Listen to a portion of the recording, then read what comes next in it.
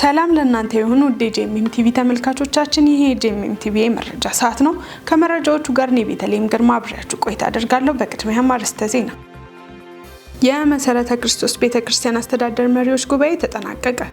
ሰርቭናው ሚኒስትሪ ኢትዮጵያ በስነ ልቦና ቀውስ ዙሪያ ለ25 ወጣቶች የአሰልጣኞች ስልጠና መስጠቱ ተነገረ። ከውጪ ከ7000 በላይ ሰዎችን ባሳተፈው ዓለም አቀፍ ሚሽን ጉባኤ 800 ተማሪዎች ኢየሱስን ለመከተል ወሰኑ። እንድትከታተሉን እየጋበዝኩ ወደ ዝርዝር መረጃዎቹ አለፍኩ። የመሰረተ ክርስቶስ ቤተክርስቲያን አስተዳደር መሪዎች ጉባኤ ተጠናቀቀ። የመሰረተ ክርስቶስ ቤተክርስቲያን አስተዳደር መሪዎች ጉባኤ ላለፉት 2 ቀናት ሲካሄድ የቆየውን ሁለተኛ መደበኛ ስብሰባ አጠናቋል። ጉባኤው በሁለተኛ ቀን ውሎ በተለያዩ የቤተክርስቲያኒቱ አጀንዳዎች ላይ ሲወያይ በያዝነው ዓመት የሚጠናቀቀው የ5 ዓመት ስልታዊ እቅድ የግምገማ ሪፖርት፣ የስነ መለኮት ኮሚሽን አባላት መሰየም፣ በዚህ ዓመት የሚከበረው የቤተክርስቲያኒቱ 75ኛ ዓመት ክብረ በዓልና የሚዲያና ኮሚኒኬሽን ፖሊሲ በጉባኤው ተነስተው አቅጣጫ ከተሰጠባቸው አጀንዳዎች መካከል ይገኙበታል። ይኸው የመሪዎቹ ጉባኤ ሲጠናቀቅ ውጤታማ ጊዜ ማሳለፋቸውን በመጥቀስ የቤተክርስቲያኒቱ ሊቀመንበር ዶክተር ሰይፈ ወዳጅ ከተለያዩ የሀገሪቱ ክፍሎች የመጡትን ተሰብሳቢዎችን በማመስገን ባርከዋል። መረጃው የመሰረተ ክርስቶስ ቤተክርስቲያን ነው። የኢትዮጵያ ሙሉ ወንጌል አማኞች ቤተክርስቲያን ዋና ጽሕፈት ቤት በምዕራብ አርሲና አካባቢው ክልል የስልታዊ እቅድ አተገባበር ስልጠና ተካሄደ። በምዕራብ አርሲና አካባቢው ክልል የ5 ዓመት ስልታዊ እቅድ አተገባበር ስልጠና ሐሙስ ጥር 14 ቀን 2018 ዓ.ም የተካሄደ ሲሆን በቀጣይ ቀንም የፋይናንስ አያያዝና አጠቃቀም ስልጠና የክልሉ ኦዲተር በሆኑት በወንድም ደረጃ ተሰጥቷል። ከ75 አጥቢያዎች 140 የቤተክርስቲያን መሪዎችና አገልጋዮች ተወጣጥተው በፕሮግራሙ ላይ የተገኙ ሲሆን የክልሉ ፕሬዝዳንት የሆኑት መጋቢ ተሰማ ረጋሳ የፕሮግራሙን ይዘት በማብራራት በአንክሮ መስራት ያለባቸውን ጉዳዮችን በማንሳት ሰፋ ያለ ማብራሪያ ሰጥተዋል። ስልታዊ እቅዱን በተመለከተ ስልጠናውን የሰጡት የወንጌል ተልእኮና እረኝነት መምሪያ ኃላፊ የሆኑት መጋቢ ታረቀኝ ኡመታ የቤተ እምነቱን አጠቃላይ እንቅስቃሴ ሰፋ ያለ ገለጻ አድርገዋል። ስልታዊ እቅዱንም ከ2018 ዓ.ም የበጀት ዓመት ጀምሮ ተግባራዊ ለማድረግ ይቻል ዘንድ በክልሉና በአጥቢያዎችም ዓመታዊ እቅድ ክለሳ ተደርጎ በሀገር አቀፍ ደረጃ የጸደቀውን ስልታዊ እቅድ ተከትሎ እንዲሰሩ ማብራሪያ ተሰጥቷል። በሌላ አቅጣጫ እየተገነባ ያለው የዋናው ጽሕፈት ቤት ህንፃ ግንባታ የደረሰበትን ደረጃና በቀጣይነትም ግንባታውን ለማጠናቀቅ የሚፈጀውን ገንዘብ ገለጻ ተደርጎ ለዚህም ስራ በኢትዮጵያ ሙሉ ወንጌል አማኞች ቤተክርስቲያን ጠቅላላ ጉባኤ በተወሰነው መሰረት አጥቢያዎች የገቢያቸውን 2% አባላት በአመት የአንድ ቀን ስጦታ መባን ጨምሮ እንዲሰጡ፣ መሪዎች ከግላቸውም ሆነ ከአጥቢያ ካዝና እንደየአቅማቸው እንዲሰጡ በማስገንዘብ መጋቢት 20 ቀን 2018 ዓ.ም ገቢ ለማሰባሰብ ቀጠሮ ተይዟል። ሰርቭናው ሚኒስትሪ ኢትዮጵያ በስነ ልቦና ቀውስ ዙሪያ ለ25 ወጣቶች የአሰልጣኞች ስልጠና ሰጠ። ተምራት ሞቴ ዝርዝር አለው። መንፈሳዊና ማህበራዊ ስራዎችን በመስራት ለብዙ ወገኖች እረፍት በመሆን ላይ የሚገኘው ሰርቭናው ሚኒስትሪ ኢትዮጵያ ከማህበረሰብ አልፎ እንደ ሀገር ከፍተኛ ጉዳት እያስከተለና የስነ ልቦና ቀውስ እያመጣ ባለው በዘር ግጭት ዙሪያ ለወጣቱ ትውልድ ስልጠና በመስጠት ለውጦች እንዲመጡ የበኩሉን ድርሻ በመወጣት ላይ ይገኛል። ይህን ተጽዕኖ ለመቅረፍ በሰሜን ኢትዮጵያ ከጀቡሃ፣ አጣዬ፣ ሸዋሮቢትና ደብረ ብርሃን አብያተ ክርስቲያናት ለተውጣጡ 25 ወጣቶች ከፍካት የስነ ልቦና ማማከር ጋር በመተባበር ለ2 ቀናት የቆየ ስልጠና ኮተቤ 02 የጸሎት ተራራ ተብሎ በሚጠራው የእንግዶች ማረፊያ ሰጥተዋል። ስልጠናውም ማህበረሰቡ ውስጥ ቤተክርስቲያናት ላይና ከመንግስት ተቋማት ጋር በእርቅ ዙሪያ በተለይም ምህረት ማድረግና መቀበል የመጨረሻው የፈውስ መንገድ መሆኑን ሰልጣኞቹ እንዲያስተጋቡና ሌሎች ወጣቶችንና በወንጌል ስራ ላይ የተጠመዱ ወገኖችን የሚያሰለጥኑበት ሂደት መሆኑን የሰርቭናው ሚኒስትሪ ኢትዮጵያ መስራችና ዳይሬክተር የሆነው ፓስተር ገመቹ ቡልቻ ገልጸዋል። በስልጠናው ፕሮግራም ላይም ወጣቶቹ በርካታ የመወያያ ርዕሶችን ከመዳሰሳቸውን ባሻገር በኢትዮጵያ ምድር ስለተከሰቱ ጥፋቶች፣ መከፋፈሎችና ጥላቻዎች፣ ጦርነቶች፣ ስደቶች ብሔራቸውን ወክለው ንሳ የመግባት እርስ በርስ ይቅር መባባልና በብዙ እንባ የትውልዱ ልብ እንዲፈወስ ጸሎት አድርገዋል። በዚህ የቆሰሉ ልቦችን የማከም የአሰልጣኞች ስልጠና መርሃ ግብር የመዘጋጀቱን ዓላማና የሚጠበቀውን ውጤት ፓስተር ገመቹን ጨምሮ አሰልጣኞችና አስተባባሪ ሰልጣኞች የሚከተለውን አስተያየት ሰጥተዋል። ይሄኛው ፕሮግራም በአብዛኛው የሚያተኩረው ኢትዮጵያ እንደ ታሪክ እንደ አብያተ ክርስቲያናትም በጂኦፖለቲካልም የሚነሱ ግጭትን መሰረት ያደረጉ ትረካዎች አሉ። ይሄ ደግሞ ከአባቶቻችን ሲዋረድ እንደ ትረካ የቀጠለ ሲሆን በኔ ዘመን ደግሞ ማብቃት ያለበት ሀሳብ ነው። ብዙ ሰዎች በሌሎች ብሔሮች ተጎድተዋል። ሌሎች ብሔሮች ሌሎች ላይ ጫና እየፈጠሩ ይሄ የቅብብሎሽ ወሬ ነውና በዚህኛው ጄኔሬሽንም ከሚቀጥል ከኔ በኋላ ከዚህኛው ወጣት ትውልድ በኋላ ያለው ላይ ማብቃት አለበት የሚል ሀሳብ ነው። ዋናነት የምናተኩርበት ሰዎች ልባቸው መፈወስ አለበት። ከእንደዚህ አይነት ከዘር ግጭት የተነሳ የሰዎች ልብ መፈወስ አለበት። ከዚያ ደግሞ አእምሯቸው መለወጥና መታደስ ስላለበት healing hearts and transforming the nation ነው። ማህበረሰቡን ደግሞ ወይም ዜጎችን መለወጥ የሚቻለው አመለካከታቸውን እይታቸውን ሁሉ መቀየር ሲቻል ነውና በሰው ሁለንተናዊ ለውጥ ላይ የአእምሮ ለውጥን ሞር ማዕከላዊ አድርገን ያዘጋጀነው ስልጠና ነው። ከሰርቭናው ሚኒስትሪ ጋራ ኮላብ አድርገን ያዘጋጀነው የሪኮንሲሊዬሽን ትሬኒንግ ነው። ምናልባት ሙሉ ስሙ ሂሊንግ ሀርትስ ትራንስፎርሚንግ ኔሽን ነው የሚባለው።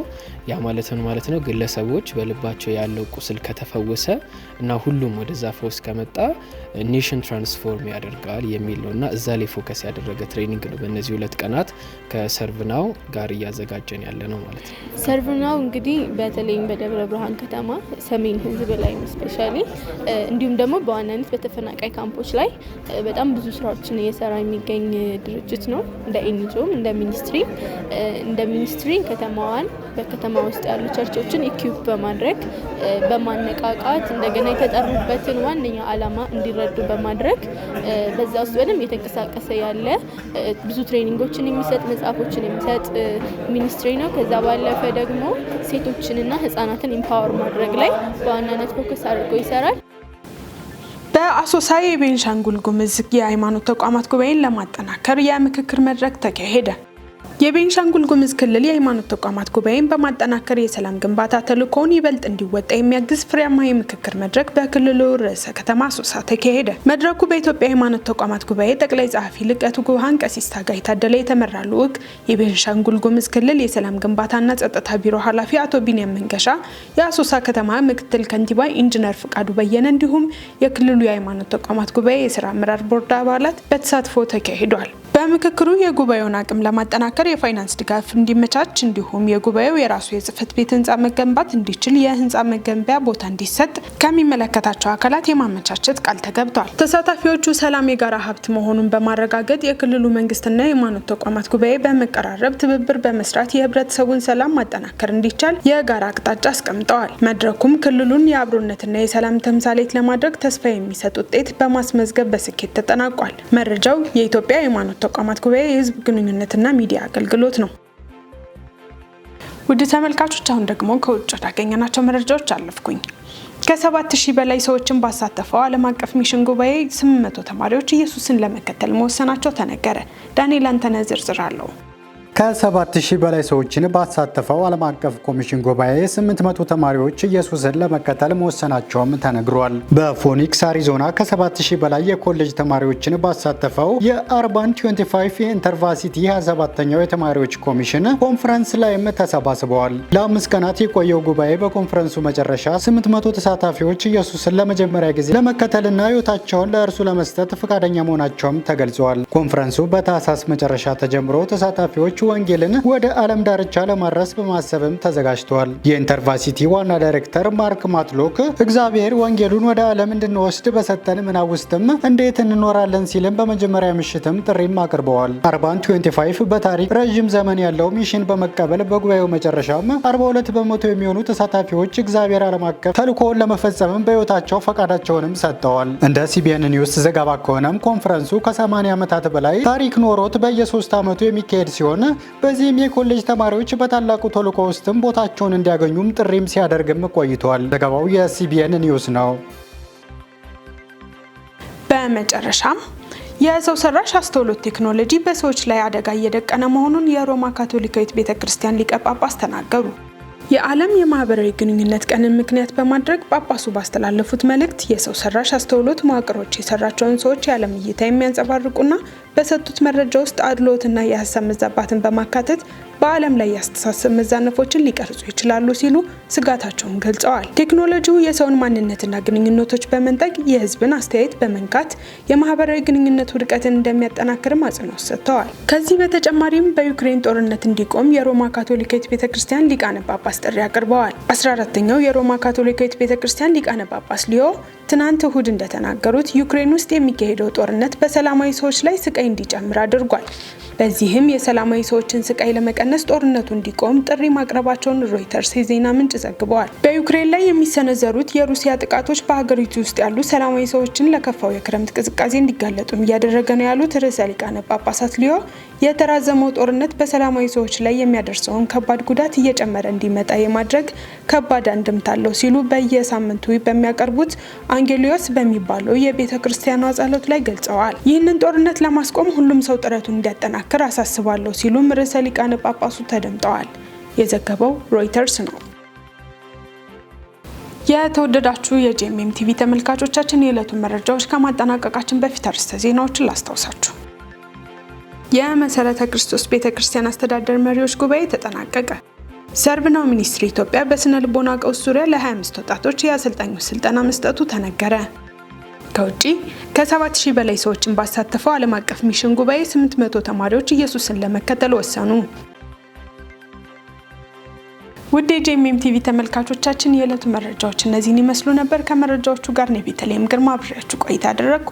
ያዘጋጁላችሁ ዳንኤል አንተነህና ነጻነቱ አቁማ በጋራ በመሆን ነበር። ከቀሪ የጄኤምኤም ዝግጅቶች ጋር መልካም ጊዜን ተመኘው። ሰላም።